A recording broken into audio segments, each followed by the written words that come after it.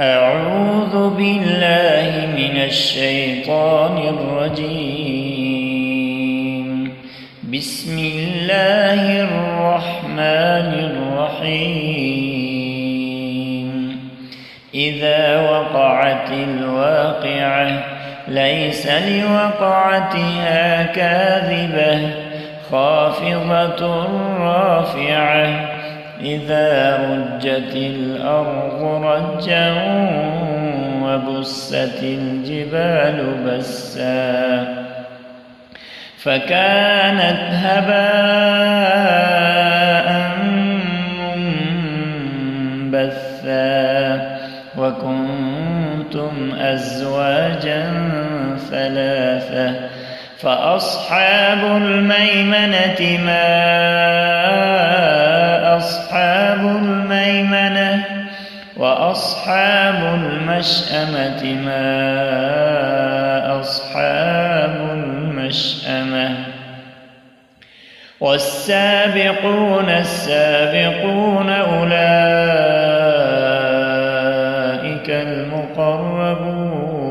المقربون في جنات النعيم ثلة من الأولين وقليل من الآخرين على سرر موضونة متكئين عليها متقابلين يطوف عليهم ولدان مخلدون بأكواب وأباريق وكأس من معين لا يصدعون عنها ولا ينزفون وفاكهة مما يتخيرون ولحم طير مما يشتهون وحور عين كأمثال اللؤلؤ المكنون جزاء بما كانوا يعملون لا يسمعون فيها لغوا ولا تأثيما إلا قيلا سلاما سلاما وأصحاب اليمين ما أصحاب اليمين في سدر مخضود وطلح منضود وظل ممدود وماء مسكوب وفاكهة كثيرة لا مقطوعة ولا ممنوعة وفرش مرفوعة إنا أنشأناهن إن شاء فجعلناهن أبكارا عربا أترابا لأصحاب اليمين ثلة من الأولين وثلة من الآخرين وأصحاب الشمال ما أصحاب الشمال في سموم وحميم وظل من يحموم لا بارد ولا كريم إنهم كانوا قبل ذلك مترفين وكانوا يصرون على الحنث العظيم وكانوا يقولون أإذا متنا وكنا ترابا وعظاما أإنا لمبعوثون أو آباؤنا الأولون قل إن الأولين والآخرين لمجموعون إلى ميقات يوم معلوم ثم إنكم أيها الضالون المكذبون لآكلون من شجر من زقوم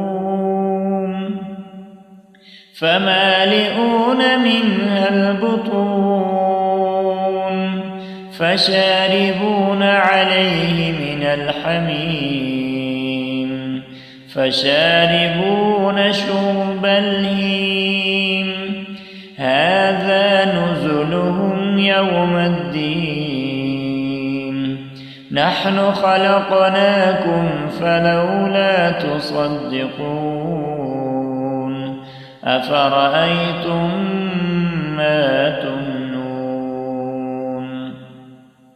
أأنتم تخلقونه أم نحن الخالقون نحن قدرنا بينكم الموت وما نحن بمسبوقين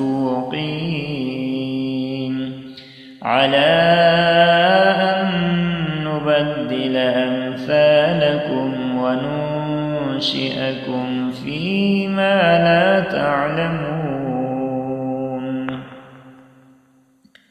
ولقد علمتم النشأة الأولى فلولا تذكرون أفرأيتم ما تحرثون أأنتم تزرعونه أم نحن الزارعون لو نشاء لجعلناه حطاما فظلتم تفكهون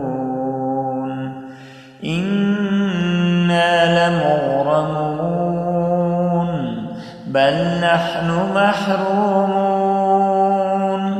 أفرأيتم الماء الذي تشربون أأنتم أنزلتموه من المزن أم نحن المنزلون لو نشاء جعلناه أجاجا فلولا تشكرون أفرأيتم النار التي تورون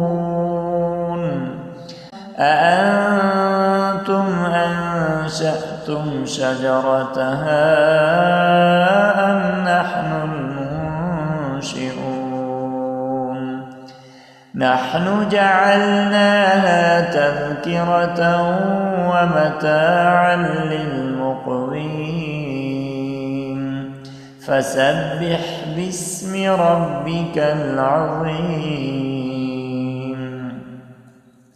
فلا أقسم بمواقع النجوم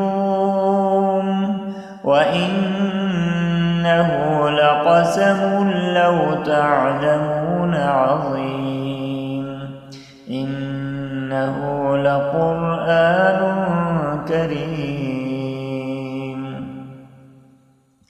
في كتاب مكنون لا يمسه إلا المطهرون تنزيل من رب العالمين. أفبهذا الحديث أنتم مدهنون وتجعلون رزقكم أنكم تكذبون. فلولا إذا بلغت الحلقوم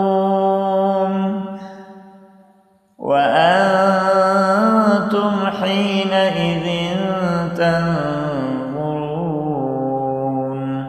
ونحن أقرب إليه منكم ولكن لا تبصرون. فلولا إن كنتم غير مدينين ترجعونها إن كنتم صادقين. فأما إن كان من المقربين فروح وريحان وجنة نعيم. وأما إن كان من أصحاب اليمين فسلام لك من أصحاب اليمين. وأما إن كان من المكذبين الضالين فنزل من حميم وتصلية جحيم. إن هذا لهو حق اليقين. فسبح باسم ربك العظيم. صدق الله العظيم.